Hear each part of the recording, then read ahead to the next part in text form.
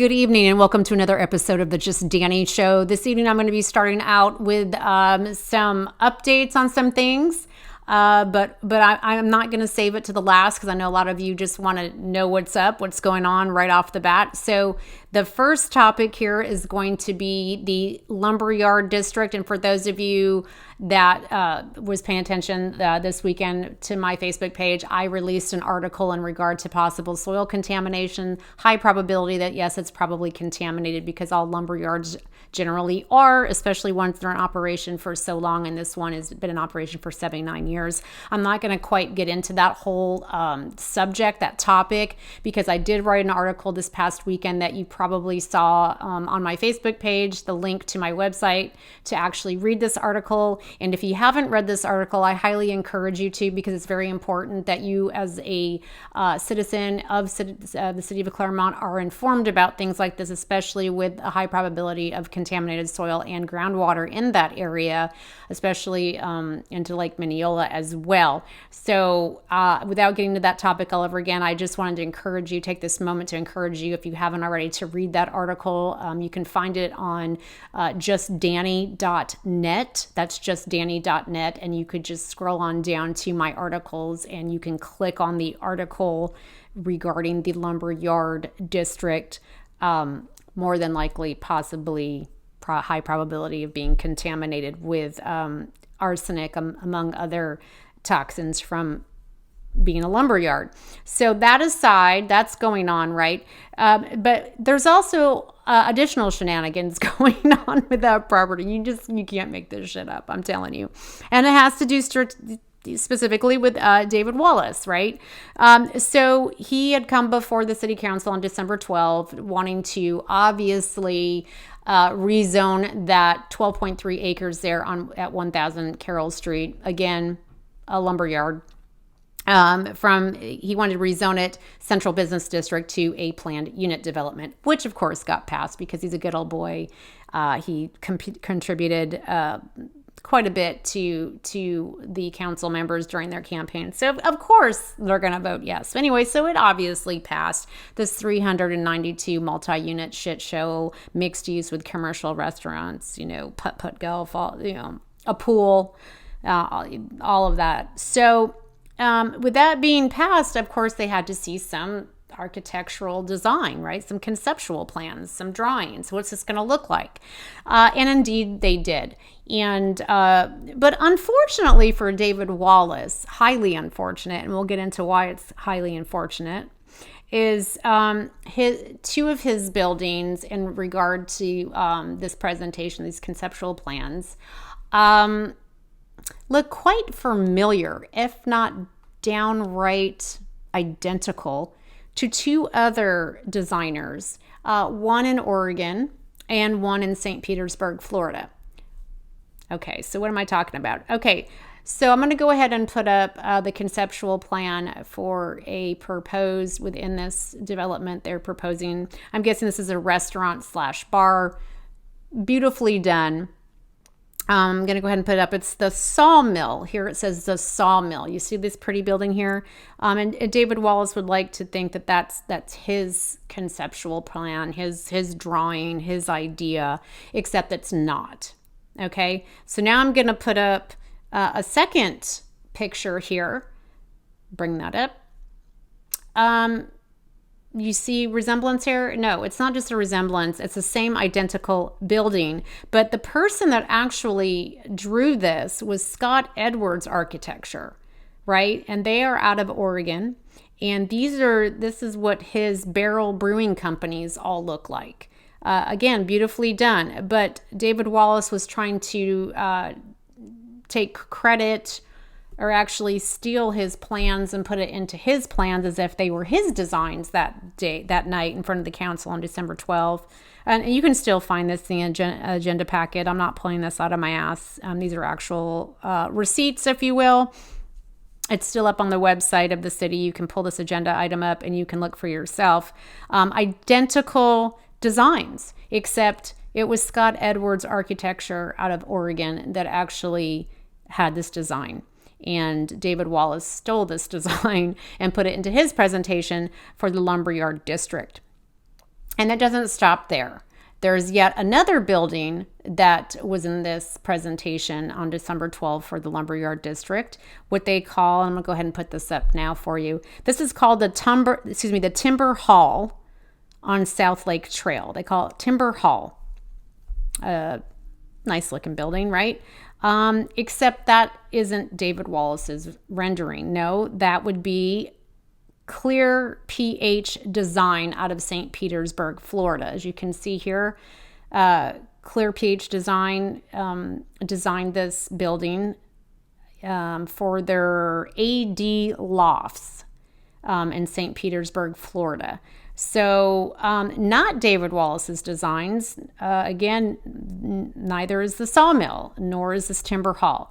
All ripped from two other designers, one out of Oregon and again out of St. Petersburg. So I kind of find it laughable how skeezy developers / designers can be, where they're going to steal other people's designs and try to pull them off as their own. Now I did pull up, let me bring this down here in front of me on my screen. I did bring this up in regard to the legalities behind using somebody else's design. So they amended, let's see, let me get to it here. So this is in Florida. This is an article here from the floridabar.org, by the way, in case you're interested in looking this up for yourself. So the law is now where an architect or other designer could seek protection of architectural designs in two ways. The registration of the creator's drawings in the usual way as pictorial, graphic, and sculptural works, sometimes in hereafter called PGS for short, or they can do it through registration of the building designs in the form of three-dimensional models, for example, as an architectural work under the new subsection 102A8, or by pursuing both forms of registration. Now, this new architectural work path to protection enables the creator, and in this instance would be Scott Edwards Architecture or Clear pH Design. It offers them a path to protection and enables them to claim protection for the, quote, design of a building as embodied in any tangible medium of expression, including a building, architectural plans, or drawings. And encompasses, quote, the overall form as well as the arrangement and composition of spaces and elements in the design, but does not include standard features. So this was out of the 11th Circuit Court. They had a case previously, Oravec case, that actually kind of set precedent for this amending, because initially USC subsection 102A8 actually, the Copyright Act provided little protection to the creator of expressive architectural structures, leaving the creator with no remedy for even direct copying of original designs unless the copier could be shown to have actually copied the creator's copyrighted drawings. So this Oravec guy who filed a lawsuit on his own later on would change this, and it was amended to what I just told you. So absolutely, Scott Edwards Architecture and Clear pH Design could have a legal remedy against David Wallace if they so chose to do that. So yes, what David Wallace did December 12 in this presentation for these drawings, in all intents and purposes, is illegal. And if they wanted to file suit, they could. So I'm wondering if he figured that nobody would catch on. So he was brazen enough to put these in his presentation as, hey, these are my designs. And that no one would be none the wiser about it. And then he would have them built and he would go on his merry way and everybody think that these were his designs, except again, they were not. So just more skeezy shit that David Wallace is doing. And probably other developers. I'm pretty sure I brought this to someone's attention earlier today, and they made mention that they felt like Stringfellow had done this previously, which wouldn't surprise me, but I don't know for sure. I didn't look into that. I don't know.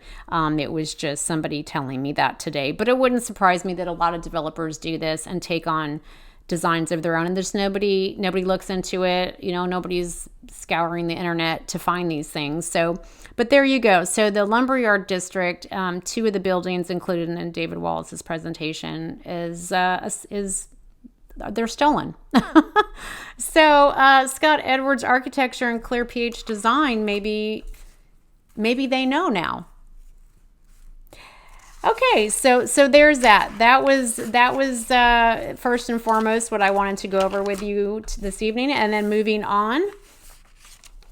Let's see, we'll move on to now. If you paid attention to I think it was the January 23rd council meeting, where during reports is just where all the council members will, kind of talk about what they've been doing the last couple of weeks, or just anything really they want to talk about. Basically, their public comments version of ours.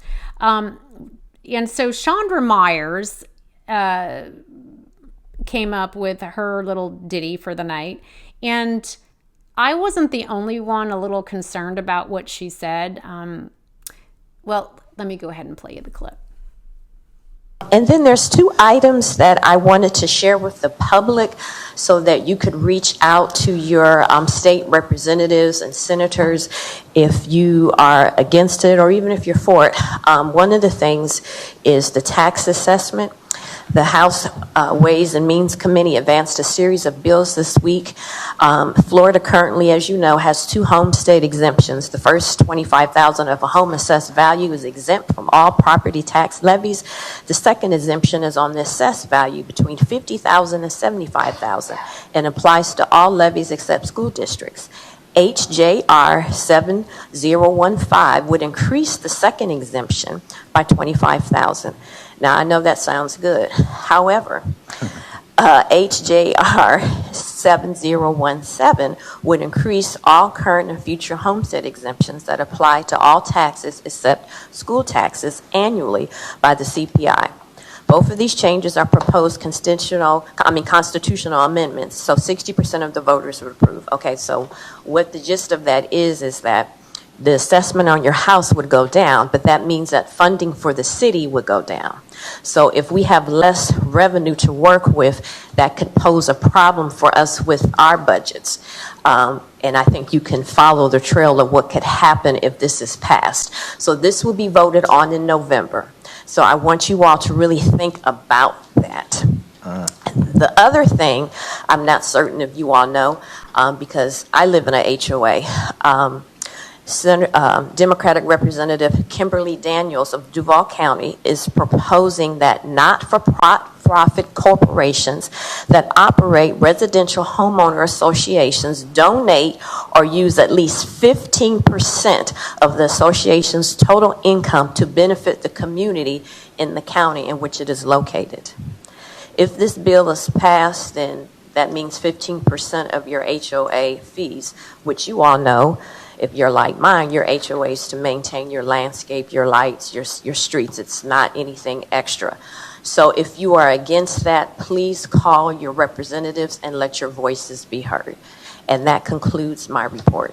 Okay, so if you were listening to her, she didn't specifically state the millage rate will be increased. She alluded to that quite specifically.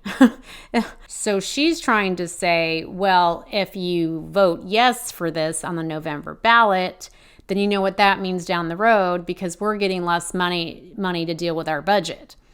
And I thought that not smart of her to say that, because I don't think it was smart, because it makes it sound like she is going to raise the millage rate when it comes time. Like she will be for raising the millage rate.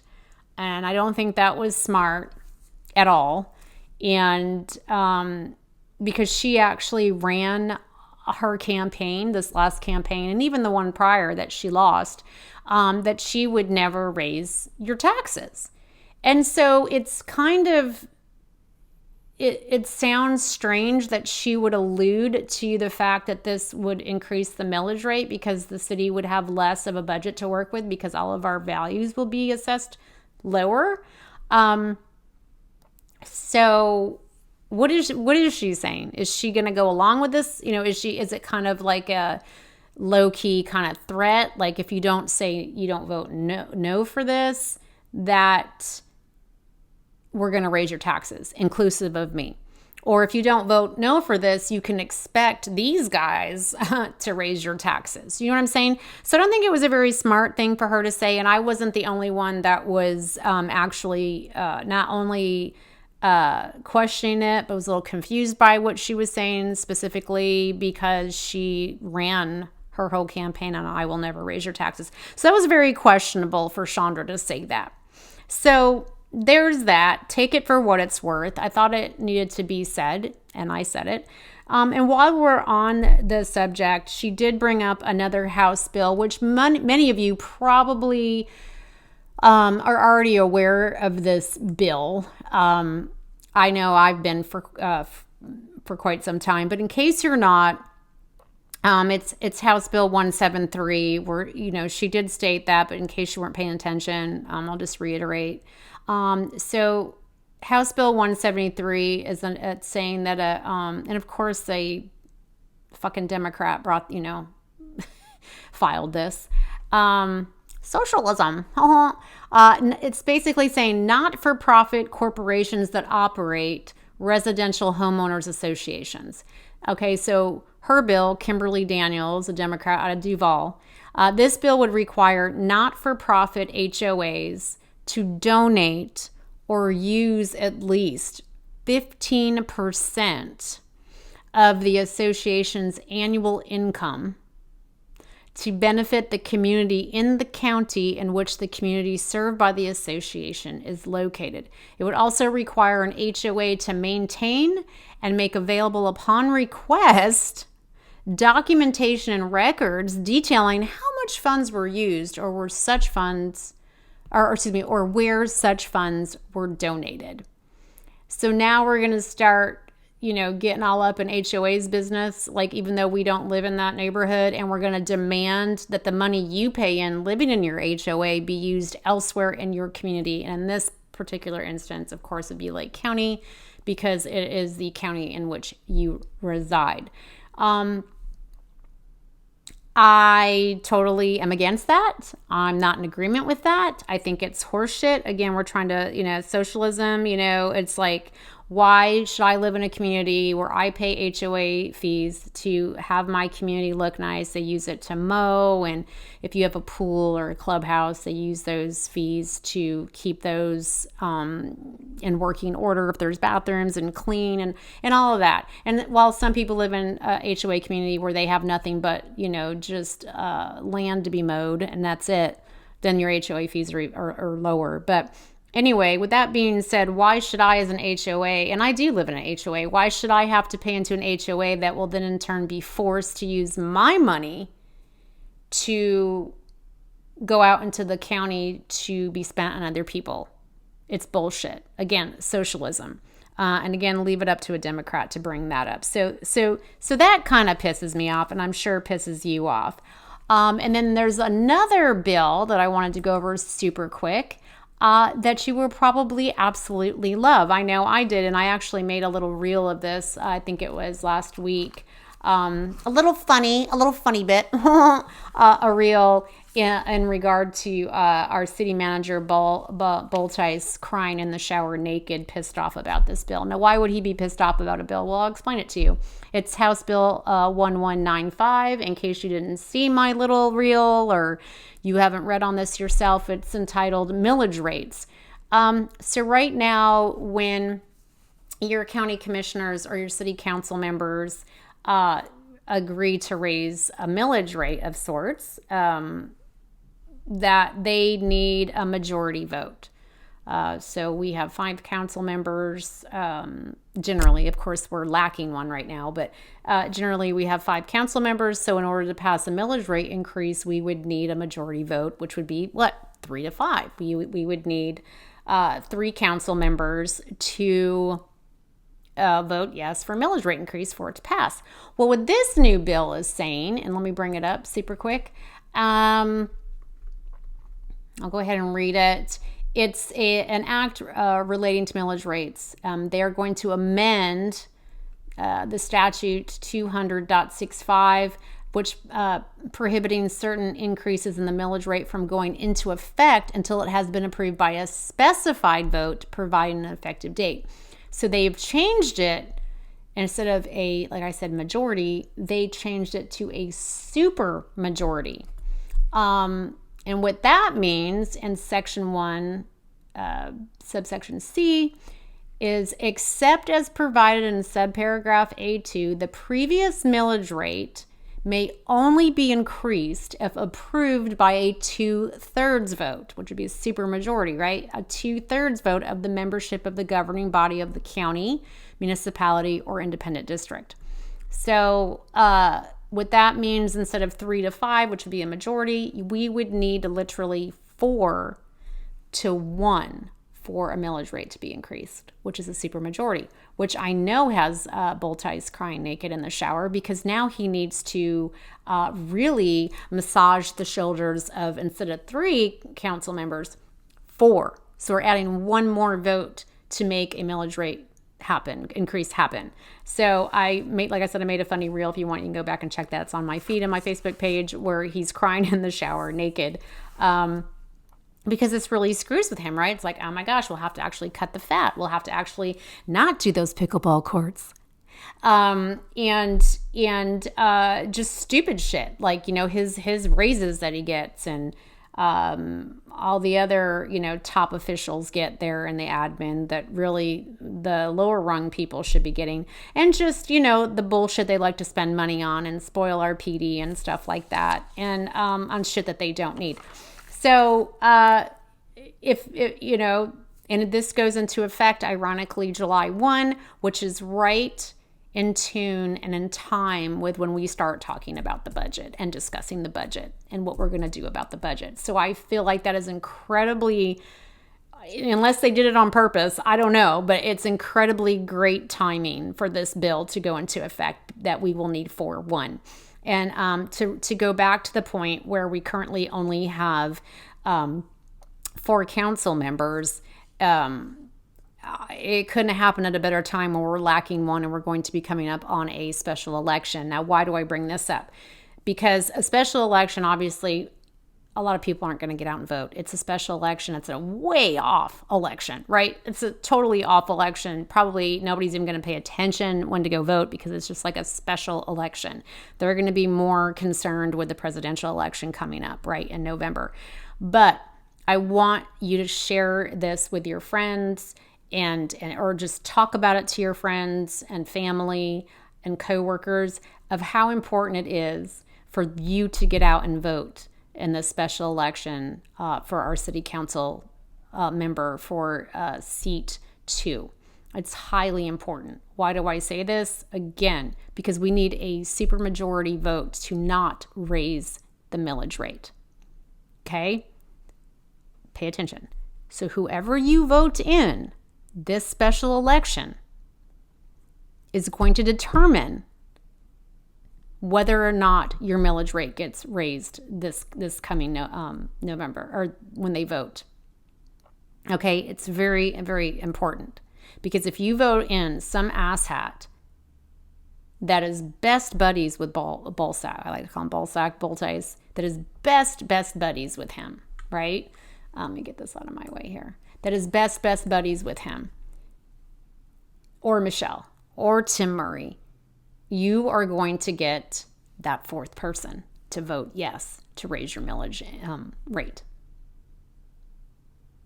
If you vote for the other guy or gal who isn't best buddies with these people, and actually will probably run on that in their campaign, I won't raise your taxes, that would be the person to vote for that seat, because then you will get a 3 to 5.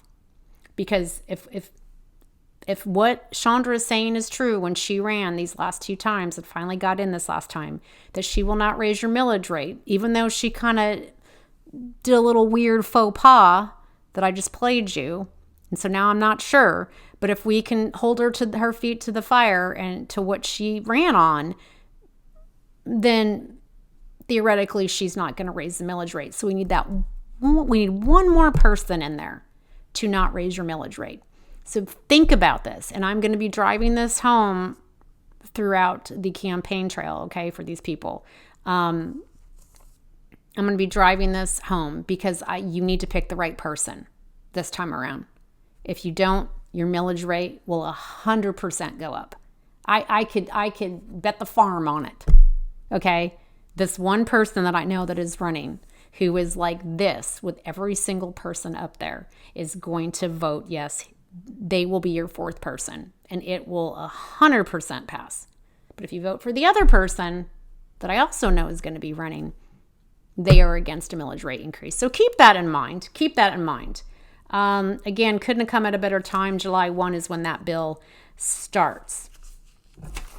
Okay, and last on my list here is, are we seeing a resurgence of Stringfellow? And if you have been a longtime follower of mine, you can probably remember I used to call him Golden Dick. It is what it is. And not in a good way. Not in a good way. He's an asshole. He's a dick. And he's the golden boy. So I just merged those together. So don't get it twisted what that means. Anyway, so is he rearing his ugly head again? Well, it would seem so. We all are familiar with Epic Cycles. Was it 3 years ago or so, I broke the story that, hey, guess what? Epic Cycles is in foreclosure. And then they miraculously came up with over $6,000 to pay the bank so they wouldn't get foreclosed on. And then in the interim, it was like dead over there, right? I didn't see anybody. I mean, I rarely saw anybody over there anyway. I didn't know how he was staying in business anyway. And then I believe it was it following that? My memory is a little cloudy right now. If I can't remember if it was after I exposed that he was going into foreclosure or just before. I mean, actually, I think it was right around, hell, I don't know. But anyway, remember that adjacent property? It's like a postage size stamp parcel adjacent to the Epic Cycles parcel that he purchased under, is it like Lake Phoenix Holdings? A shell company. This is what they do. But Roman Gonzalez owned Lake Phoenix. I think it's called Lake Phoenix Holdings. And he bought that for the Elysian Hotel. And remember that got passed. This is our old council passed that shit show where ironically, Jason Stringfellow's son, Alex Stringfellow, had designed the hotel, Elysian Hotel, for that parcel. Anyways, that all passed. And so we thought, he's going to foreclosure now. I think it came after. He's going into foreclosure now. There's no way he's going to have the money to build that shit show. Well, it just kind of laid low. Nothing happened with it, right? Nothing. Nothing. It just sat there. And so this whole time, you, me, probably the guy next door over here, we're all thinking that Roman's still running Epic Cycles. He still owns Epic Cycles. Well, back in November of 2021, another company, a shell company, probably I would bet apples to oranges that probably Stringfellow owns this, or somebody in town owns this, because it's definitely a shell company. This is in my opinion, fake, because you Google this. Rolling Lakes Realty LLC, their realty, you would see something on them somewhere, right? I found nothing. So it's a shell company, just a hollow shell of let's just pull up an LLC so we can hide who's really behind it. And that's essentially why people start shell companies, okay? Just FYI. So they can hide who they are. So this Rolling Lakes Realty LLC in November of 2021 purchases Epic Cycles and that adjacent parcel from Lake Phoenix Holdings, which is Roman Gonzalez. Oddly, strangely, on the Lake County property appraiser, it was for $0. Usually there's an amount there that it's sold for, but this said $0. Don't get it, but whatever. So anyway, so who owns Rolling Lakes Realty? Well, you search that up, and it's owned by and I'm probably going to bastardize this name, Procuratio. It's the Procuratio agency. And I'm like, okay. So a shell company owns a shell company. And then you're like, well, who the fuck owns Procuratio agency? Well, guess who owns Procuratio agency? Rolling Lakes Realty, LLC.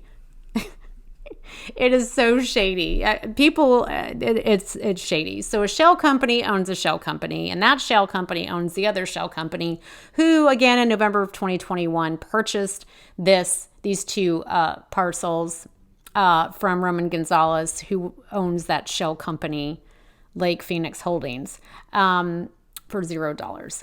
And ironically, just to throw this info in, both of these companies, this LLC and this agency, were created the end of, about a month prior to this sale.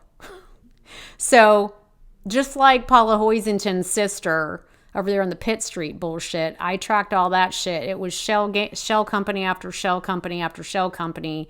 So what they would do is they would create the shell company just in time to sell it off to somebody else. It was never heard of before, but it's like they create, and that there was a whole row of that shit. I think her name was Julia Hoisington. Well, it's Paula Hoisington's sister, Julia. And so it's all these shell companies that just create themselves in order to make a sale or a purchase or acquire a property. It's shady. It's legal, but just shady as fuck. Okay. So just wanted to throw that information in at you in regard to that. Now, fast forward to February of 2023. Rolling Lakes Realty, by the way, still owns Epic Cycles property and the adjacent parcel. If you look in Lake County property appraisers, they still own it. They're still the owners. But if you look in official records, you'll see where Rolling Lakes Realty, LLC, actually assigned a mortgage to NextBiz, LLC for these properties. Now, NextBiz is owned by none other than Jason Stringfellow. You confused yet? And then you wonder why I say Claremont is just a corrupt shit pit. Anyway, so Jason Stringfellow owns NextBiz LLC, and so Rolling Lakes Realty assigned a mortgage to them. So to purchase Epic Cycles property and the adjacent parcel. I guess kind of like on the down low, because he didn't take out a bank loan. Again, rumor, but I've heard that Jason Stringfellow doesn't like to take out bank loans. So I guess he has buddies that establish a shell company. Maybe he doesn't know. I don't know. That hold the mortgage for him, just like that woman is holding a mortgage for her LLC is holding the mortgage for Darren Johnson on the Cabanas, the old Mulberry Inn area over there. This is what they do. So he has since partially satisfied this mortgage. NextBiz has, aka Stringfellow, has partially satisfied this mortgage for the Epic Cycles property and the adjacent property. So my question is, what does he have planned? What's he doing? What are you doing? What's Stringfellow doing? Well, we'll have our eye on him and we'll probably figure it out. It's, with the salt shack coming in, and the lumberyard district, we'll see if that gets off the ground. That property is going to be extremely valuable. So what is he doing exactly buying that? What is he doing? Is he going to, and quite honestly, I haven't been down there, so I don't even know. Is Epic, go ahead and send me a message. Let me know. Is Epic Cycles still a thing? Is it still open? I never see any activity down there. So is it just closed? What's going on down there? And what are Stringfellow's plans for it? What are his plans for it? So I have questions, and I'm sure the city knows. I'm sure the city knows all about this. And because, they're all in cahoots. They all stand in a circle and circle jerk each other. This is all they do. That should be our emblem for the city of Claremont. Instead of choice of champions, just show a bunch of developers in a circle jerking each other. That should literally be our logo. Read the shirt. Anyway, so that's all I have to say for tonight. I just wanted to bring you an update on the House bills and so forth. Trying to figure out with Chandra Myers where she's at in her head. I want to drive home the importance of this special election. Get your asses out and vote, because this is going to determine, it just perfectly aligns with this House bill starting July 1. We need that fourth person in there to, right? And our millage rate, and as long as we can keep people like that in there, your millage rate will never go up. Think about that, folks. And it will force bull ties to literally balance the fucking budget for once and pull some shit that we don't need to be spending. Again, the pickleball courts. Yes, the pickleball courts that these people from other cities are coming here wanting us to build and use our taxpayers' dollars for is bullshit. So we can just take that $100,000 that they're putting on the table for our tax dollars to the pickleball courts I discussed last podcast and just fuck you to them. Fuck you. Fuck you. We don't need we don't need to be spending that. Even if we had the money, that is horse shit that other people coming in. Again, socialism at its best. Why should my tax dollars be paying for people outside of Claremont that aren't even taxpayers? Fuck you. And then again, the horse shit with copying other architects that David Wallace pulled. That's complete insanity. Again, you can't make that shit up. This guy is a skeeze. And yes, I can say that because it's my opinion. With that being said, y'all take care. And until next time, behave. Bye-bye now.